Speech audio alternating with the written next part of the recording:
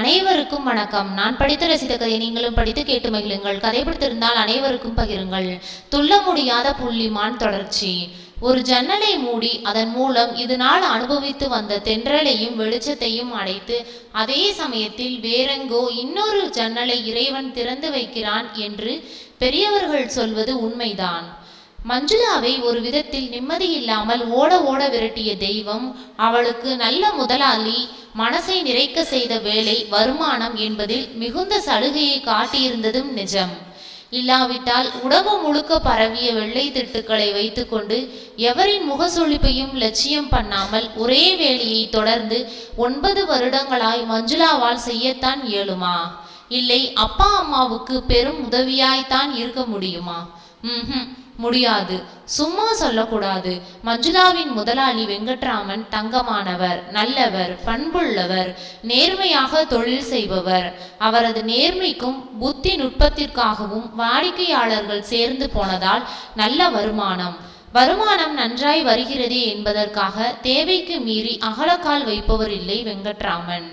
ஒரு மேனேஜர், 4 கிளார்க்குகள், 2 டைபிஸ்டுகள், ஒரு peon, CA பயிற்சி பெறும் பையன்கள் 2 பேர், அவ்வளவுதான்.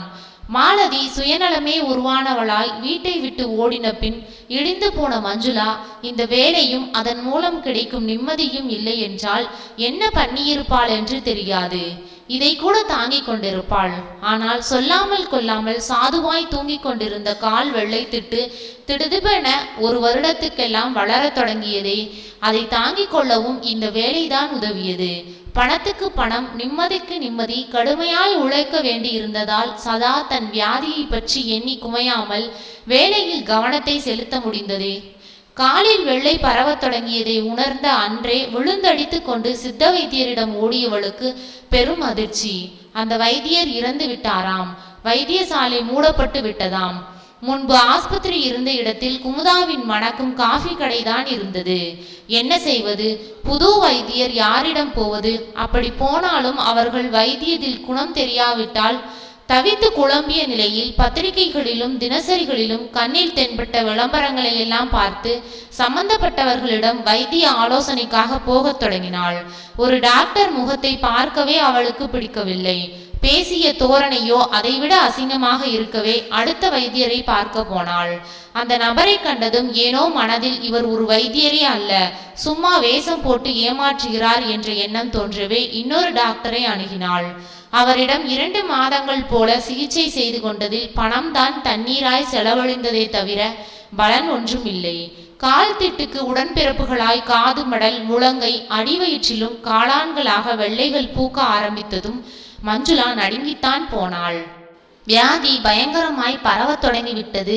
இனி இதை மூடி மறைப்பது சாத்தியமில்லை என்பது புரிய ரொம்ப நேரம் யோசனை பண்ணிவிட்டு அன்று அவள் முதலாளியின் அறைக்கு சென்று, உங்ககிட்ட தனியா பேசணும் சார், சொந்த விஷயம் என்றாள். என்னம்மா? நான் வேலையை விட்டு நின்னுடலாம்னு யோசிக்கிறேன் சார், சின்ன குரலில் பேசினாள் மஞ்சுளா. புருவங்கள் நெறிய ஒய் என்றார் வெங்கட்ராமன். மஞ்சுளா பதில் சொல்லவில்லை. உங்க வீட்டுல நிக்க சொல்றாங்களா? இல்லை என்று தலையாட்டினாள். யாராவது இங்க உன்கிட்ட தப்பா நடந்துகிட்டாங்களாமா? ஐயோ, அதெல்லாம் இல்லை சார், நானாதான் நிக்க வேண்டிய நிர்பந்தம் உண்டாகி இருக்கு. புரியும்படி சொல்லுமா? இதற்கு மேல் மஞ்சுளாவினால் தாக்கு பிடிக்க முடியவில்லை. அழுது விட்டாள். கொஞ்சம் அழுது ஓய்ந்த பின் பேசினாள். நீங்க கவனிச்சீங்களோ இல்லையோ, என் காது, கை, உடம்பெல்லாம் லூக்கோடெர்மா பரவ ஆரம்பிச்சிருக்கு சார். 6 வருஷம் முன்னால் முதலா இது வந்தப்போ வைத்தியம் பண்ணிக்கிட்டேன், கொஞ்சம் குணமாச்சு. இப்ப 2 மாசமா திடீர்னு ரொம்ப வேகமா இது பரவ, வேகத்தை பார்த்தா என் முகம் மற்ற இடங்கள்ல இது பரவ நாளாகாதுன்னு தோணுது சார். 4 பேர் பார்த்து அருவறுத்து நம்மளை ஒதுக்குறதுக்கு முன்னால நாமாவே ஒதுங்கிக்கிறது நல்லது இல்லையா? இது ஆபீஸ், வாடிக்கைக்காரங்க நிறைய பேர் வருவாங்க போவாங்க. என்னால உங்களுக்கோ உங்க ஆபீஸ்க்கோ கெட்ட பேர் வேணாம் சார். அவள் சொல்வதை ஜீரணித்து கொண்ட வெங்கட்ராமன் சிரித்தார். உன்னை புத்திசாலின்னு நினைச்சேன், இப்படி அசடா இருக்கியே. லூக்கோடெர்மா வந்தா என்ன? அதுக்காக நீ ஏன் வேலையை விட்டு நிக்கணும்? சில பேர் கருப்பு, சில பேர் வெளுப்பு, இதெல்லாம் தோலோட நிறம். மனசு, குணம், வேலை செய்யற திறமை, இதுக்கும் தோல் நிறத்துக்கும் என்ன சம்பந்தம்? லூக்கோடெர்மாவுக்கு ஏன் தான் வெண்குஷ்டம்னு பேர் வச்சாங்களோ தெரியல, கேட்டாலே எல்லாரும் ஒதுங்கி ஓடுறபடி. இதென்ன பேரு? இது தொத்து வியாதி இல்ல, அதனால இத கண்டு பயந்து முகசுளிக்க வேண்டியதில்ல. இதெல்லாம் உனக்கு தெரியுமா தெரியாதா? ஆமா, 6 வருடம் முன்னால முதல்ல வந்தப்போ வைத்தியம் பண்ணிக்கிட்டதா சொல்ற. திரும்ப அவரை போய் பாத்தியா இல்லையா? ஆதியோடு அந்தமா எல்லாவற்றையும் மஞ்சுளா சொல்லிவிட்டு காலில் பரவன உடனே சித்த வைத்தியர்கிட்ட ஓடினேன். அவர் காலமாயிட்டாராம். பேப்பர்ல படிச்சு 2-3 வைத்தியர்களை பார்த்தேன். அவங்க சிகிச்சை சரிப்பட்டு வரல. அதனால இனிமே என்ன செய்யறதுன்னு ரொம்ப கவலையா இருக்கு சார் என்று கூறினாள். மேஜை மேல் ஓங்கி தட்டினார் வெங்கட்ராமன். இந்த சித்த வைத்தியம், நாட்டு வைத்தியம் இதுலெல்லாம் எனக்கு நம்பிக்கை இல்லை. சயின்ஸ் ரொம்ப வளர்ந்துருக்கு. அலோபதியை நீ ஏன் திரும்ப முயற்சி செய்யக்கூடாது? நல்ல தோல் நிபுணரை எனக்கு தெரியும். அவருக்கு நான் ஃபோன் பண்றேன், நீ போய் பாரு. அசடு மாதிரி வேலையை விடுறேன்னு உளராம உடனடியா சொன்னதை செய். என்ன? முதலாளியின் பேச்சு மனதில் புது தெம்பு ஒன்றை தர மறுநாளே அவர் சிபாரிசு செய்த தோல் வியாதி நிபுணரை பார்த்தாள். மஞ்சுளாவை நன்கு பரிசோதனை செய்தார் டாக்டர். ஒரு காகிதத்தில் அவளது வியாதியை பற்றி விவரமாய் எழுதி கொண்டார். அவரிடம் தன் வியாதியின் விவரங்களை கூறிய மஞ்சுளா 2 மாசமாக இது பரவுவதை மட்டும் சொல்லி தான் கண்ட வைத்தியங்களை மேற்கொண்டதை சொல்லாமல் விட்டுவிட்டாள். இரத்தம், யூரின் ஆகியவற்றை பரிசோதனை செய்ய சொன்ன டாக்டர் மறுநாள் ரிப்போர்ட்டுகளுடன் வர சொன்னார். சொன்னபடி மஞ்சுளா செய்தாள். பரிசோதனை முடிவுகளை பார்த்துவிட்டு அவளுக்கு வைத்திய சிகிச்சை தொடங்கும் முன் டாக்டர் கேட்டார், நீங்க படிச்சவங்க, ஒரு ஆபீஸ்ல வேலை பார்க்குறவங்க, 4 பேரோட பழகுறவங்க, ஒரு வியாதி வந்ததுன்னா எத்தனை சீக்கிரமா டாக்டரை பார்க்குறோமோ அத்தனை நல்லதுன்னு உங்களுக்கெல்லாம் கூடவா சொல்லணும்? 2 மாசமா திடீர்னு பரவுது. நீங்க அன்னைக்கே உங்க சித்த வைத்தியர்கிட்டயோ இல்ல வேற யார்கிட்டயோ போய் காட்டி மருந்து வாங்கிக்க வேண்டியது தானே? ஏன் காலம் தாழ்த்துனீங்க? இது தப்பில்ல. சரி, இப்ப என்கிட்ட வைத்தியம் செஞ்சுக்க வந்துட்டீங்க. இனிமே வேற எந்த வகையான வைத்தியமும் நீங்க பண்ணி பார்க்க மாட்டேன்னு எனக்கு உறுதியா சொல்லணும். ஒரே டாக்டர் கிட்ட நம்பிக்கையோட சிகிச்சையை தொடரணுமே தவிர மாதம் ஒருத்தரை மாத்தக்கூடாது. என்ன, உங்களுக்கு சம்மதமா? மஞ்சுளா சரி என்றாள். நான் சொல்ற பாயிண்ட முக்கியமா ஞாபகம் வச்சுக்கோங்க. லூகோடெர்மா, இதை விட்டிலிகோன்னு சொல்லுவாங்க. இது பரம்பரை நோய்தான்னு நிச்சயமா தீர்மானமாகல. உங்க பாட்டிக்கு இருந்தது, இப்ப உங்களுக்கும் இருக்கு. ஆனா எத்தனையோ குடும்பங்கள்ல இது ஒருத்தருக்கு இருந்து மத்த யாருக்குமே இல்லாம இருக்கு. பரம்பரையில இல்லாம திடீர்னு ஒருத்தருக்கு வரவும் செய்யுது. இந்த வியாதி பரம்பரை வியாதியானு சயின்ஸ் இன்னும் நிச்சயமா ஒரு முடிவுக்கு வரல. அதனால உங்க வீட்டுல உங்க கூட பிறந்தவங்களுக்கோ இல்ல நாளைக்கு உங்களுக்கு கல்யாணம் ஆனா உங்க பிள்ளைங்களுக்கோ இது வந்துடும்னு நீங்க நினைக்க கூடாது. அடுத்தது, இது தொத்து வியாதி இல்ல. தோல்ல இருக்கிற சில பிக்மெண்ட்டுகள், நிறத்தை கொடுக்கிற புள்ளிகள் தங்கள் தன்மையில மாறுவதாலதான் இந்த தோல் நிற மாற்றமும் வருது. இதுக்கு அசலான காரணம் என்னன்னு எங்க துறைக்கு இன்னும் பிடிபடல. அதனால பெரும் வியாதிக்காரங்க மாதிரி உங்க மனசுல நினைச்சுக்கிட்டு தாழ்வு மனப்பான்மைய வளர்த்துக்காம நீங்க இருக்கிறது ரொம்ப முக்கியம். என்ன புரியுதா? மஞ்சுளா புரிகிறது என்று தலையை ஆட்டினாள். குட். எத்தனை கவலைப்படாம வீணா மனசு சஞ்சலப்படாம இருக்கீங்களோ அத்தனை சுருக்க குணமாகும். என்ன, நான் சொன்னதெல்லாம் மனசுல பாடமாச்சா? சரி, இனி வைத்தியத்துக்கு வருவோம். முதல்ல உங்களுக்கு ஆயில்மெண்ட், உள்ளுக்கு மருந்து தாரேன். 15 நாள் கழிச்சு ஊசி போட தொடங்குவேன். இந்த சிகிச்சையை செய்யறதுக்கு 2 மாசத்துல என்ன பலன் இருக்குன்னு பாக்குறேன். அப்புறம் தேவைப்பட்டா மருந்தை மாத்துவேன். டாக்டர் சொன்னவற்றை கவனத்துடன் கேட்டுக்கொண்டாள். முன்னை போல் அல்லாமல் இந்த வியாதி எப்படியாவது குணமாக வேண்டுமென்ற தீவிரத்துடன் இந்த முறை மஞ்சுளா இருந்ததால் டாக்டர் சொன்ன அறிவுரைகளை மறக்காமல் மேற்கொண்டாள். 15ஆம் நாள் டாக்டர் சொன்னபடி ஊசிகள் கொடுக்க தொடங்கிவிட்டார். வெள்ளை திட்டுகள் இருந்தனவே, அதன் மேலேயே ஊசி மூலம் மருந்தை செலுத்த போவதாக சொன்ன டாக்டர் கால் வெள்ளையில் முதல் நாள் ஊசி போட்ட போது மஞ்சுளாவுக்கு வலி தாங்க முடியவில்லை. இந்த மருந்துக்கு தனி வீரியம் உண்டு. 4 நாளில் இந்த இடத்தில் அரிப்பெடுக்கும். அப்புறம் புண் உண்டாகும். பிறகு பழைய தோல் வெந்து போய் புது தோல் வளரும்.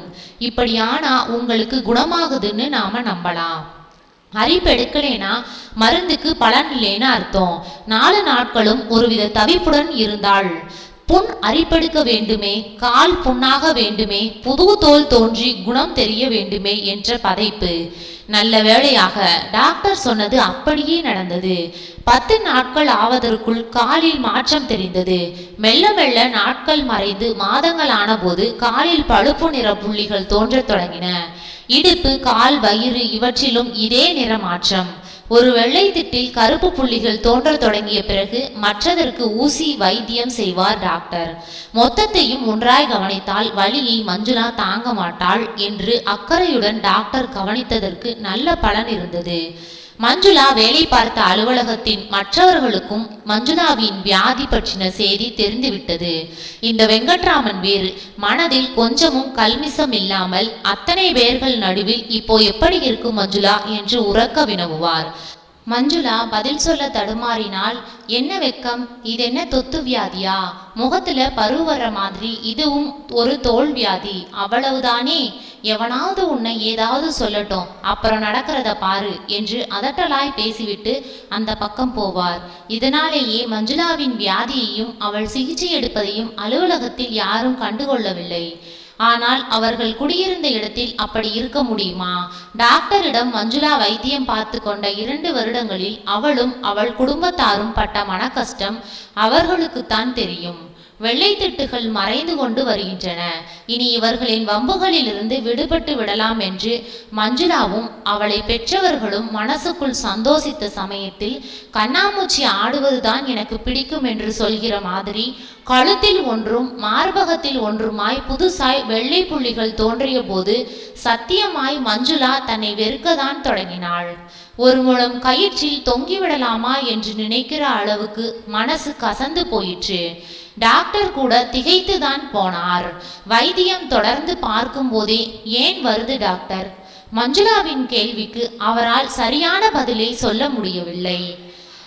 சயின்ஸ் எவ்வளவோ முன்னேறியும் கூட இன்னும் நாங்க புரிஞ்சுக்காதது, எங்களால விளங்க முடியாதது எத்தனையோ இருக்கு. அதுல இந்த லூகோடெர்மாவும் ஒண்ணு. ஏன் வருது, எதனால அடங்குது, திரும்ப ஏன் பரவுதுன்னு ஒன்னையும் தெளிவா எங்களால புரிஞ்சுக்க முடியல என்றவர் மறுநாளே சிகிச்சையை மாற்றினார். 10 நாட்கள் ஆவதற்குள் மஞ்சுளா கருத்து ஆளே மாறி போனாள். வெள்ளை திட்டுகளில் பழுப்பு புள்ளிகள் தோன்றினால் குணமாகும் என்பதற்கு அறிகுறி என்று டாக்டர் சொல்லி இருந்ததால் வெளிச்சத்தில் நின்று கொண்டு அம்மாவை விட்டு தன் உடம்பை ஊன்றி பார்க்க சொல்வாள் மஞ்சுளா. பழுப்பும் இல்லை, புள்ளியும் இல்லை. இனி இந்த வெள்ளை திட்டுக்கள் மாறாது என்பதை தெளிவாக காட்டுவது போல அதன் மேல் டாக்டர் ஊசி போட்ட போதும் அரிப்பு இல்லை, புண்ணி இல்லை, ஒன்றுமே இல்லை. வாழ்க்கை மஞ்சுளாவுக்கு கசந்து போனதுதான் மிச்சம். மேற்கொண்டு மாதங்கள் 3 ஆவதற்குள் முகம், மூக்கு, கழுத்து எல்லாம் யாரோ வேலை மெனக்கெட்டு செம்புள்ளி கரும்புள்ளி குத்தின மாதிரி மாறி போயின. கைகள் 2ம் ஒரே அடியாய் ஒழுத்து கை உறைகள் அணிந்தது போல காட்சியளித்தன. மஞ்சுளாவின் வியாதியை அவள் தோற்றமே டமாரம் அடித்ததினால் அவளை தெருவில் பார்த்தோர், கடையில் கண்டோர் புருவங்களை உயர்த்தி ஐயோ பாவம் என்ற பார்வையை கொடுக்கவும், கூட்டத்தில் சென்றால் இவள் மேல் தாங்கள் பட்டுவிடக் கூடாதே என்று ஜாக்கிரதையுடன் நடந்து கொள்ளவும் தலைப்பட்டனர். இப்போதெல்லாம் வைத்தியரிடம் மஞ்சுளா போவதில்லை. செய்த சிகிச்சை போதும், ஊசியை குத்தி கொண்டதும் மருந்துகளை தடவி கொண்டதும் பட்ட வேதனையும் போதும் என்ற சலிப்பு தோன்றியதால் டாக்டரிடம் போவதை மஞ்சுளா விட்டுவிட்டாள். கடைசியாக சென்ற வருடத்தில் அவரை பார்த்த அன்று மீண்டும் தான் முன்னர் அவரிடம் கேட்டதையே, ஏன் டாக்டர் வைத்தியம் தொடரும் போதே இது இப்படி பரவிடுச்சு, இதுக்கு காரணம் உண்டா என்று மிகுந்த வருத்தத்துடன் கேட்க, டாக்டர்கள் ஓரளவுக்குத்தான் சிகிச்சை செய்ய முடியும், உங்ககிட்ட ஏற்கனவே நான் சொல்லிட்டேன், எங்களுக்கு புரியாத, எங்க கைகளுக்கு அகப்படாத வியாதிகள் பல உண்டு, அதுல இந்த லூகோடெர்மாவும் ஒண்ணுமா, ஐ எம் சாரி என்ற பதிலைத்தான் அவரால் திரும்ப சொல்ல முடிந்தது. தொடர்ந்து வைத்தியம் செய்து கொண்டால் பலன் இருக்குமா இருக்காதா என்று சொல்வதற்கில்லை என்றும் அவர் வெளிப்படையாக கூறின அன்றுதான் இனி தனக்கு சிகிச்சை தேவையில்லை என்ற முடிவுக்கு மஞ்சுளா வந்தாள். போன ஜென்மத்தில் என்னென்ன பாவங்கள் செய்திருக்கிறேனோ அதன் விளைவுகளை அனுபவிக்காமல் தப்பி ஓட முயல்வது அறியாமையாகாதா என்ற வேதாந்தமும் தோன்றியதால் அம்மாவிடமும் அப்பாவிடமும் இது என் கர்மவினை, நான் அனுபவிச்சு வேதனைப்படணும்னு என் தலையில எழுதியிருக்கு, இனி வீணா நான் டாக்டருக்கு பணத்தை வீணாக்க போறதில்லை என்று தெளிவாக கூறினாள். நீங்களும் மனசை தைரியப்படுத்திக்கங்க என்று தீர்க்கமாய் கூறிவிட்டாள். இரவுகளில் மஞ்சுளா நிம்மதியாய் தூங்கி எத்தனை ஆண்டுகள் இருக்கும். சாலையில் தலை நிமிர்ந்து நடந்து சுற்றாருடன் சிரித்து பேசி 4 பொது இடங்களுக்கு போய் வந்து எத்தனை காலம் ஆகியிருக்கும். பட்டு வண்டு ஒன்று மனசுக்குள் பொந்து கட்டி புகுந்து விட்ட மாதிரி எந்நேரமும் ஒரு குடைச்சல் வேதனை. தாழ்வு மனப்பான்மையை வளர்த்து கொள்ளாதே, எதற்கும் கவலைப்படாதே என்று டாக்டர் சுலபமாய் கூறிவிட்டார். ஆனால் அதை அத்தனை எளிதாய் கடைபிடிக்க முடிந்ததா? இல்லை. குழந்தை முதற்கொண்டு ஏறிட்டு பார்த்த கணத்திலேயே அரண்டு ஓடுவது புரிந்து போனால் தாழ்வு மனப்பான்மை வராமல் என்ன செய்யும்? அலுவலக நண்பர்கள் ஒருவருக்கொருவர் தங்கள் உணவுகளை மதியம் பரிமாற்றம் செய்து கொள்ளும் போது இவள் அம்மா தனக்கு கொடுத்த சாதத்தை தனியாய் அமர்ந்துதான் உண்பாள். இவள் மனவேதனையை உணர்ந்த அவர்களும் இவள் வழிக்கே வரமாட்டார்கள். பல ஆண்கள் நடுவில் இவள் தனி பெண்ணாயிருந்ததும் ஒரு விதத்தில் தனித்து இருக்க உதவி செய்தது. மஞ்சுளா வைத்தியத்தை நிறுத்திவிட்டாள் என்பதை கேள்விப்பட்ட அன்று வெங்கட்ராமன் அவளை அழைத்து பேசினார். ஏமா டாக்டர் கிட்ட போறதில்ல? 2 வருஷமா என்னையே நான் ஏமாத்திக்கிட்டது போதும்னு தோணுச்சு சார். இதெல்லாம் கர்ம நோய், அனுபவிச்சு தானே தீரணும் என்றாள் மெல்ல. இதற்கு மேல் முதலாளி ஒன்றும் கேட்கவில்லை. உன் இஷ்டம் போல செய், நீ நிம்மதியா இருந்தா அது போதும். திரும்ப சொல்றேன், இந்த ஆபீஸ்ல உன் வியாதியை நாங்க யாரும் நினைச்சு கூட பாக்குறது இல்லைங்கிற தெம்போட நீ வேலை செய்யணும், புரியுறதா? ரொம்ப தேங்க்ஸ் சார். நிஜமான நன்றியை தெரிவித்துவிட்டு வெளியே வந்தாள் மஞ்சுளா. மகள் ஒரு சன்னியாசி போல வாழத் தொடங்கியது மீனாட்சிக்கு தான் தாங்க முடியாததாக இருந்தது. நம்ம பொண்ணு வாழ்க்கை இப்படி ஆயிடுச்சுங்களே என்று சதா கணவனிடம் தனிமையில் புலம்புவாள். பாவம், அவளால் வேறென்ன செய்ய இயலும்? எல்லாவற்றையும் விட மஞ்சுளாவை காணும் சிலர் தங்களுக்கு தான் இவள் மேல் அதிக கரிசனம் உண்டு என்கிற தினசில் போலியான அனுதாபத்துடன் பேசுவது மீனாட்சிக்கும் சதாசிவத்துக்கும் மிகுந்த கோபத்தை உண்டாக்கும். மஞ்சுளாவை யார் பார்த்தாலும் அவர்கள் பழகியவர்களோ அல்லது பரிச்சயம் இல்லாதவர்களோ ஐயோ பாவம் ஏங்க இப்படி ஆயிடுச்சு என்று விசாரிப்பதும் இவர்கள் பதில் சொல்ல முழிப்பதும் ஒரு மாமூலான நடப்பாயிற்று. அடுத்து பக்கத்து வீட்டுக்காரர் அடுக்கு செம்பருத்தி பூக்களை பறிச்சு வந்து உடம்புல தேய்ச்சி தினம் 1/2 மணி நேரம் ஊற வச்சு குளிச்சா நல்லது என்றார். இது கஷ்டமில்லை, பயப்படவும் ஒன்றுமில்லை. ஆனால் மஞ்சுளா தான் சம்மதிக்கவில்லை. வேற வேலை இல்லம்மா உனக்கு, யார் எது சொன்னாலும் உடனே அதை பண்ணணும் செய்யணும்னு சொல்லுவ. இந்த சனியனுக்கு பண்ணின உபச்சாரங்கள்லாம் போதும், இனி எதுவும் செய்ய நான் தயாரா இல்லை, மனசை பக்குவப்படுத்திக்க என்று கண்டித்து பேசிவிட்டாள். நடுநடுவில் தனக்கும் சுகுமாருக்கும் கல்யாணமாகி இருந்தால் என்னவாகி இருக்கும் என்று மஞ்சுளா எண்ணுவதுண்டு. விவாகரத்து செய்திருப்பார், இல்லை என்றால் தள்ளி வைத்துவிட்டு 2ஆம் கல்யாணம் கட்டியிருப்பார். நல்ல வேளையாக ஆரம்பத்திலேயே அவர் தன்னை வேண்டாம் என்று ஒதுக்கியதால் இப்போது தனக்கென்று ஒரு வாழ்க்கையை தேர்ந்தெடுத்து கொண்டு ஓரளவுக்கு அமைதியுடனாவது அவளால் வாழ முடிகிறது. இனி அவள் பொறுப்பெல்லாம் சுலோச்சியை நல்ல இடத்தில் கட்டி வைத்து விட வேண்டுமே என்ற ஒன்றுதான். சிரத்தையுடன் உழைத்து கணிசமான பணத்தை சேர்த்து விட்டாள். மாப்பிள்ளை வேட்டையில் இறங்கலாம். சுலோச்சிக்கும் வயசு என்ன, 19 தானே ஆகிறது. இன்னும் மிஞ்சி போனால் 2 வருடங்கள். அதற்குள் நினைத்ததை சாதிக்க முடியாதா என்ன? ஆபீஸ் வீடு என்று சின்ன வட்டத்துக்குள் உழன்று கொண்டிருக்கும் மஞ்சுளா மாலையில் வீடு திரும்பினதும் ஜன்னல் விளிம்பில் அமர்ந்து கொண்டு ஜன்னல் கம்பிகளுடன் யோசனை பண்ணுவாள். எனக்கு ஒருத்தர் தயவு வேண்டியதில்லை, அப்பா அம்மா இருக்கிறார்கள் துணைக்கு, மன நிம்மதிக்கு வேலை இருக்கிறது, யாரிடமும் கையேந்தி நிற்க வேண்டிய துர்பாக்கியம் இல்லாமல் நல்ல சம்பளம் வருகிறது. இருப்பதை வைத்து கொண்டு அமைதியுடன் வாழ முயல்வதுதான் புத்திசாலித்தனம். இப்படி விவேகத்தோடு மஞ்சுளா நாட்களை கடத்திய சமயத்தில் சமுத்திரத்தின் ஓயாத அலைகள் மாதிரி உன் வாழ்க்கையிலும் நாங்கள் நில்லாது விளையாடுவோம் என்று கூறும் தினசில் விதியின் கரங்கள் நீண்டு அவளை தடவியதால் நன்றாயிருந்த சதாசிவத்திற்கு மாரடைப்பு ஏற்பட்டது. காலையில் காய்கறி கடைக்கு போய் வந்து குளித்து உணவருந்த உட்கார்ந்தவர் மார்பில் வலிக்குது, மூச்சு விட முடியல என்று தவித்து போனார். நீரூற்றாய் உடம்பில் வேர்வை. ஏதோ என்னவோ என்று பயந்த மஞ்சுளா டாக்ஸியில் அப்பாவை அள்ளி போட்டுக்கொண்டு பணம் போனாலும் பரவாயில்லை, நல்ல கவனிப்பு வேண்டும் என்று அருகில் இருந்த தனியார் ஆஸ்பத்திரிக்கு ஓடினாள். டாக்டர் கெட்டிக்காரர். கடும் மாரடைப்பாக வந்ததற்கு எப்படியோ போக்கு காட்டி சதாசிவத்தை பிழைக்க வைத்து விட்டார்.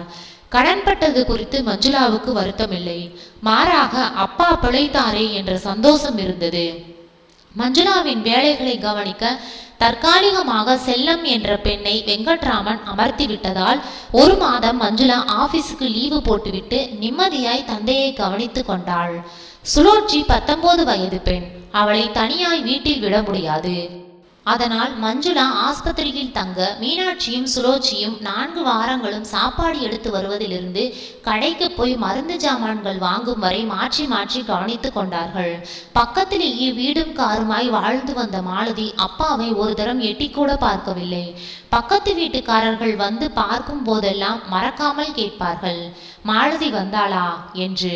இவர்கள் மௌனமாய் இருக்கையில், ஆனாலும் இத்தனை கல் நெஞ்சக்கார பொண்ணை நாங்க பார்த்ததில்லம்மா, பெத்த அப்பனாச்சேன்னு பாசம் இருக்காதோ, அவகிட்ட பணம் இருந்தா அது அவளோட நமக்கென்ன என்று தலைக்கு தலை பேசுவார்கள். அவர்களை யார் தடுத்து நிறுத்த முடியும்? அன்றைக்கு சதாசிவத்தை டிஸ்சார்ஜ் செய்கிறார்கள். மாலையில் டாக்டர் வந்து அப்பாவை பார்த்துவிட்டு அனுமதி கொடுக்கும் முன் வீட்டுக்கு போய் பணத்தை எடுத்து தயாராய் வைத்திருக்க வேண்டும் என்ற நினைப்பில் மதிய உணவு எடுத்து வந்த சுலோச்சியை அப்பாவுக்கு உதவியாய் அமர்த்திவிட்டு தான் மட்டும் திருவல்லிக்கேணிக்கு போனாள் மஞ்சுளா. பிற்பகல் மணி 2. வெயில் பொறுக்க மாட்டாமல் கொளுத்தியது. மாடி ஏறி வீட்டுக்குள் நுழைந்தாள் மஞ்சுளா. திறந்த கதவு வழியாய் சமையல் கட்டில் பேச்சு குரல் கேட்டது. கோகிலா அத்தையின் குரலை மஞ்சுளாவால் புரிந்து கொள்ள முடிந்தது. அத்தை என்றால் அப்பாவுடன் பிறந்தவள் இல்லை, ஏதோ தூரத்து உறவு. மாதம் ஒரு முறை வருவாள். ஊரில் இருக்கிறவர்கள் தலைகளை உருட்டி விட்டு போவாள். அப்படி ஒரு வம்பி. மஞ்சுளாவுக்கோ அவள் பெற்றோருக்கோ கோகிலாவை பிடிக்காது. ஆனாலும் வீடு தேடி வருபவளை எப்படி தடுப்பது? காஃபி சாப்பிடுகிறார்கள் போலிருக்கிறது. காஃபியின் மனம் வாசலை எட்டியது. செருப்பை அவிழ்த்து விட்டு உள்ளே போக மஞ்சுளா திரும்பிய போது கோகிலா அத்தை பேச்சில் தன் பெயர் அடிபடுவது கேட்டு அப்படியே நின்றாள். மஞ்சுளா நல்ல பொண்ணுதான், யாரும் இல்லைனாங்க, அதுக்காக அவளை ஒருத்தனுக்கு கட்டி வைக்கிற வைக்கும் சுலோச்சிக்கு ஒரு வழி பண்ணாட்டா எப்படி? மீனாட்சியின் மெதுவான பதிலும் மஞ்சுளாவுக்கு கேட்டது. இப்ப மனசு இருக்கிற இருப்புல கல்யாணமாவது கார்த்தியாவது உன்னையும் நினைக்க தோணலக்கா. அவர் நல்லபடியா பொழைச்சு வந்தா அது போதும். அவன் தான் நல்லா ஆயிட்டானே, இனிமே என்ன கவலை? நான் ஏன் இப்ப கல்யாண பேச்சை எடுத்தேனா? அதுக்கும் காரணம் இல்லாம இல்ல. உனக்கு சரோஜாவை தெரியும்ல, அவ புருஷனுக்கு என்ன வேலை, எத்தனை பணம் படைச்சவங்கன்னு உனக்கு தெரியுமே. அவ நேத்து என் வீட்டுக்கு வந்திருந்தா. அவ ஒரே மக கமலத்துக்கு வைரத்தோடு போட்டு கட்டி வைக்கிறேன்னு சொல்லியும் மாப்பிள்ளை வரலையா. வர்றவங்க எல்லாம் பாட்டியை பார்த்துட்டு பொண்ணை வேணான்னுட்டாங்களாம். கோகிலத்தின் குரல் கொஞ்சம் குலைந்தது. சரோஜா மாமியாருக்கு வெண்குஷ்டம் உண்டுன்னு தெரியும்ல, அந்த அம்மாவும் ஏதுடா பேத்திக்கு ஒரு இடமும் அமைய மாட்டேங்குதேன்னு நினைச்சு ஒதுங்கி இருக்காம நட்ட நடுவுல வந்து உட்கார்ந்துக்கிறாங்களாம். பணம் சொத்து அவங்களது, அதனால அந்த பக்கம் போங்கன்னு இவங்களால சொல்லவும் முடியல. ஒரே அழுகைதான். சரோஜா வந்துட்டு போனதும் எனக்கு சுழற்சி நினைப்பு தான் வந்தது. கண்ணுக்கு நல்லா அழகா இருக்கா, பணங்காசு இல்லாட்டாலும் பரவாயில்லைன்னு எவனாவது கட்டிக்க வந்தா மஞ்சுளாவை பார்த்துட்டா என்ன ஆகும்னு நினைச்சேன். எனக்கு இருப்பே கொள்ளல. உன் காதுல போட்டுடலாம்னு ஓடி வந்தேன். காலாகாலத்துல இன்னும் மஞ்சுளாவோட வியாதி விகாரமா பரவுறதுக்கு முன்ன சுலோச்சியை கட்டி வச்சிடுறதுதான் சரி. என்ன சொல்ற? மஞ்சுளாவை பார்த்து அதனால ஒருத்தன் சுலோச்சிய வேண்டான்னா அவளுக்கு கல்யாணமே வேணா போங்க. அக்கா மாதிரி தங்கையும் இருந்துட்டு போகட்டும். நீங்க அந்த பேச்சை விட்டுட்டு காஃபி ஆறுது, சாப்பிடுங்க. மீனாட்சி எரிச்சலோடு பேசினாள். முன்னரையில் நின்று கொண்டு உரையாடலை கேட்ட மஞ்சுளாவுக்கு தேகம் ஆடி போனது. தன்னை பார்ப்பதாலேயே சுழற்சியை மணக்க ஒருவன் மறுக்கலாம் என்று ஏனோ இத்தனை நாளாக உரைக்காத விஷயம் இன்று புதிதாய் விளங்க நாற்காலியில் அதிர்ச்சியுடன் உட்கார்ந்தாள். இது என்ன புது பிரச்சனை? நமக்கு திருமணம் ஆகாவிட்டாலும் பரவாயில்லை, மாலு மாதிரி சுழற்சி நடந்து கொள்ள இடம் வைக்காமல் காலாகாலத்தில் அவளை கட்டி கொடுத்து விட வேண்டும் என்ற துடிப்போடு செயல்படும் மஞ்சுளாவால் இதை தாங்கிக் கொள்ள முடியவில்லை. சுழற்சியை பள்ளி படிப்புக்கு பிறகு படிக்க வைக்க சதாசிவம் அனுமதிக்கவில்லை. காலேஜில் படிச்சு மாலதி கிழிச்சது போதும், இவளுக்கு துணிச்சல் வர நாமே இடம் கொடுக்க வேணாம் என்று கத்தியவரிடம் மஞ்சுளா வாதிட்டு வெற்றி பெற்றாள். காலம் மாறிட்டு வருதுப்பா, பொண்ணுங்க சம்பாதிக்க வேண்டிய நிர்பந்தம் உண்டாயிடுச்சு. ஒரு பட்ட படிப்பு இல்லாட்டா எப்படி? சுலோச்சி படிச்சுதான் ஆகணும். அவ நடத்தைக்கு நான் பொறுப்பு. சுலோச்சி கல்லூரியில் சேர்ந்தாள். அக்காவுக்கு அடங்கிய தங்கையாய் இருந்தாள். ஆயிற்று. இந்த வருடம் பட்டப்படிப்பை முடித்து விட்டாள்.